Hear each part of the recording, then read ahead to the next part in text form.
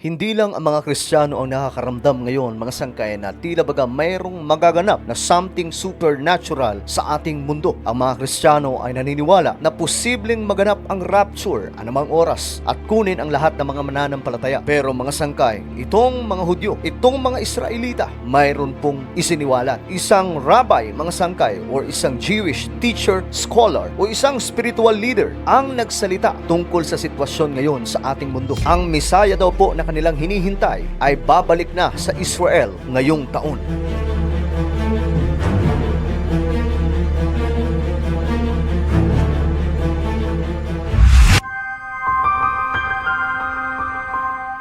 Hello, what's up mga sangkay? This is me. I'm back for another vlog today. Huwag niyo pong kalimutan na isubscribe yung ating YouTube channel, i-click ang bell at i-click niyo po yung all. At sa mga nanonood po sa Facebook, i-follow niyo po yung ating Facebook page. Nakakakilabot mga sangkay ang isang revelasyon ng isang rabbi at ng iba pang mga Jewish na matagal na nga po silang naghihintay ng pagdating ng kanilang Mesaya, na wala po silang kamalay-malay na matagal na po itong dumating sa bansang Israel. Ito ay ang ating Panginoong Hesus. Subalit hindi po nila tinatanggap yan hanggang ngayon. At ngayon nga mga sangkay, naniniwala sila na may magaganap na bubulabog sa buong mundo, lalong-lalo na po sa mga relihiyon. Ito ay ang pagdating ng Mesaya sa Israel.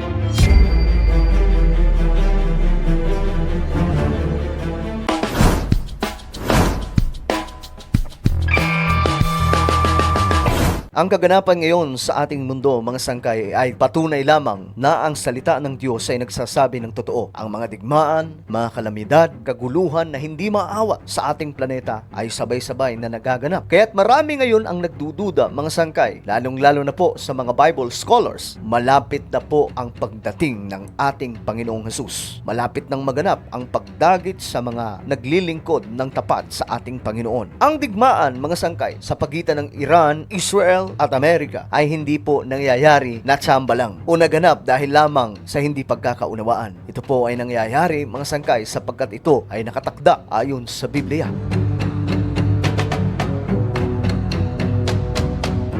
Kung ang Israel ay bahagi po ng end times event sa Bible prophecy, ganun din po ang Iran. Ang Iran po ay kasama sa mga propesiya sa Biblia bago dumating ang ating Panginoong Hesus sa bansang Israel, na kung saan ang Persia, sa orihinal nitong katawagan o pangalan, ay kasama sa maglilid ng isang malaking digmaan laban sa Jerusalem o laban sa mga Israelita. Ito po ang kanilang destiny at hindi po yan mababago ni Donald Trump o ng kahit na sino. Kung kaya't mga sangkay, may isa pong rabbi ang nagsasalita ngayon at pinaniniwalaan ng kanyang mga audience na mga Hudyo o mga Israelita rin na ngayong taon magaganap daw ang pagbabalik ng kanilang Mesaya na matagal na pong hinihintay nila. Ayon sa rabbi na ito, baka daw magulat na lang po tayo sa taong ito maipatayo na ang Third Temple. Naniniwala kasi itong mga Hudyo na bago bumalik ang Mesaya sa kanila ay maitatayo muli ang Third Temple, na siyang pinaniniwalaan din po ng mga Kristiyano na kapag nangyari ito, mga sangkay, pwedeng maganap ang rapture or pwedeng maganap na ang paglabas ni Antikristo. Ito ay mga mahalagang propesiya na nakasulat sa Bible.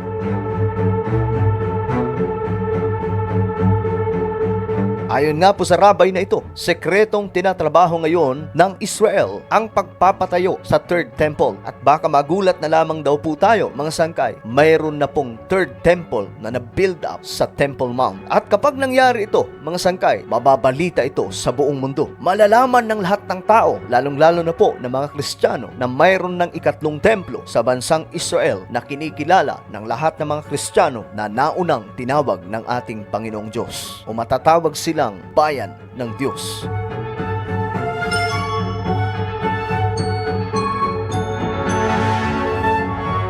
Ang ganitong klasing paniniwala ng mga Israelita ngayon ay patunay lang din ng salita ng Diyos ay hindi nagsisinungaling. Dahil kung babasahin po natin ang Biblia pagdating po sa mga propesiya, ang Israel ay madadaya ni Antikristo. Madadaya sila ni Antichrist na magkukunwaring isang tagapagligtas. Ngunit bago natin pag-usapan yan, mga sangkay, balikan po muna natin, ano ba talaga ang nangyari sa Israel? Bakit hindi nila pinaniniwalaan si Jesus Christ na siyang Mesaya na matagal nang dumating at nagligtas sa sangkatauhan pero ni-reject ng Israel? Ano ba talaga ang nangyari sa Israel? At hanggang ngayon, naghihintay pa rin sila sa Mesaya.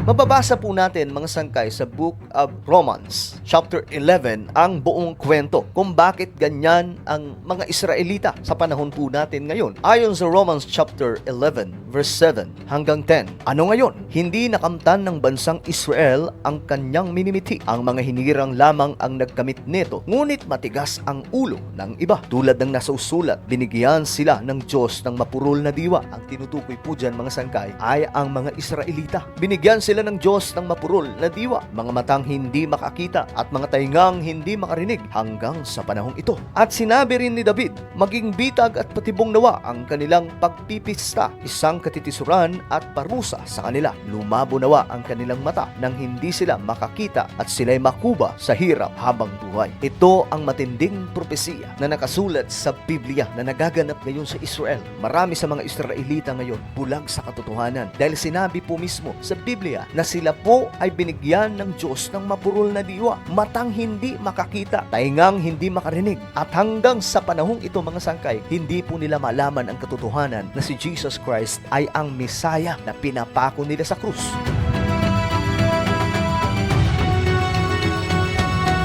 Subalit mga sangkay, ang katanungan dito, ang Israel nga ba ay wala ng kaligtasan? Ang sagot po dyan ay eto. Ayon po sa verse 11 ng Romans chapter 11. Ito naman ang tanong ko ngayon, ang pagkatisod ba nila ay upang sila'y tuluyan ng mabuwal? Hinding-hindi. Sa halip, dahil sa kanilang kasalanan, ang kaligtasan ay nakarating sa mga hintil upang mainggit ang mga Israelita sa mga ito. Sa madaling sabi mga sangkay, ang hindi pagtanggap ng mga Israelita kay Jesus Christ ay nagdulot ng kaligtasan sa mga katulad nating mga hintil. Sa mga katulad nating hindi mga Hudyo o hindi mga Israelita, naidugtong ang matinding kaligtasan sa sangkatauhan. Ngunit papaano mga sangkay magbabalik ang kaligtasan sa Israel? Papaano nga ba babalik si Jesus Christ sa araw na yon sa bansang Israel? Ayon po sa salita ng Diyos sa Romans chapter 11 verse 25 hanggang 27. Ito ay mensahe sa lahat ng mga hindi Hudyo na nabigyan ng kaligtasan, mga katulad natin na nabigyan ng pagkakataon mga sangkay na maligtas. Ayon sa Biblia, mga kapatid, isang hiwaga ang nais kong malaman ninyo upang hindi maging mataas ang palagay ninyo sa inyong sarili. Ang pagmamatigas ng Israel ay sa isang bahagi lamang hanggang sa mabuo ang takdang bilang ng lahat ng mga hintil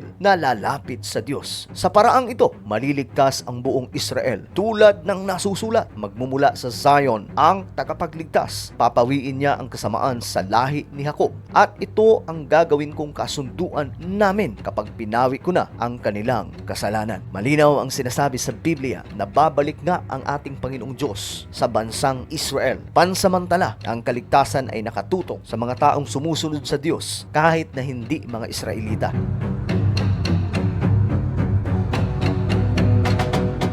Ngunit mga sangkay, bago po maganap ang pagbabalik ng ating Panginoong Diyos sa Israel, ito ang nakakakilabot na mangyayari. Ayon po sa Book of Daniel, chapter 27, lulukuhin sila dito ni Antikristo. Dadayain ang mga Israelita. At po pwedeng mangyari ito sa panahon natin ngayon sapagkat naniniwala na sila na darating na ang Mesaya sa kanila. Pinaalala na rin po ito, mga sangkay, sa Book of Matthew na may mga lilitaw na bulaang propeta at pinag-iingat ang lahat. Ayon sa Book of Daniel chapter 9 verse 27, ang haring ito ay gagawa ng isang matibay na kasunduan sa maraming tao sa loob ng isang linggo. Pagkaraan ng kalahating linggo, papatigilin niya ang paghahandog, ilalagay niya sa itaas ng templo ang kasuklam-suklam na kalapastanganan. Mananatili ito roon hanggang sa wakasan ng Diyos ang naglagay nito. Ito ang propesiya mula po sa banal na aklat kung papaano po dadayain ang mga Israelita. May lalabas na isang Antikristo na magkukunwaring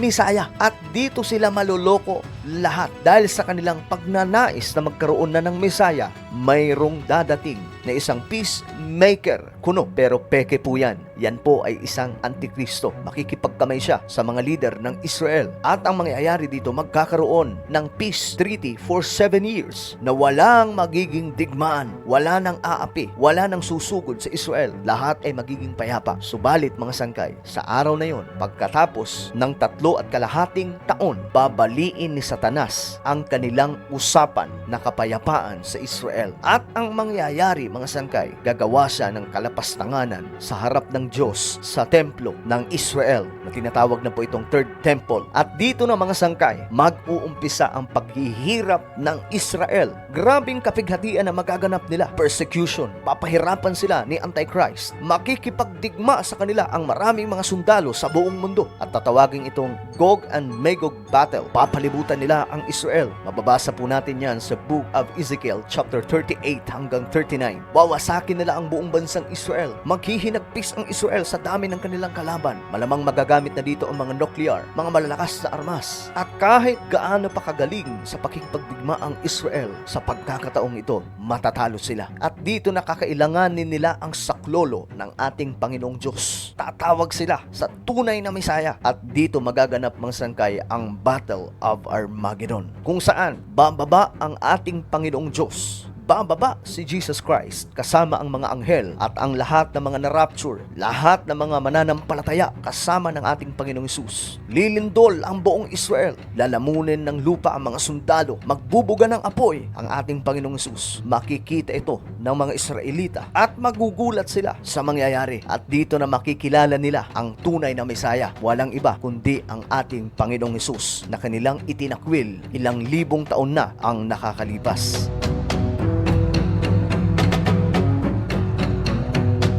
Kaya't itong kumakalat ngayon na impormasyon mula po sa isang rabay o mga Hudyo na sinasabing babalik na ang kanilang Mesaya sa taong ito. Kung mangyayari man, mga sangkay, tandaan po natin, maluloko ang Israel sa isang peking Mesaya. Walang iba kundi si Antikristo. Bago i-reveal ng ating Panginoong Hesus ang tunay niyang identity sa kanyang bayan na nagmula sa lahi ni Abraham.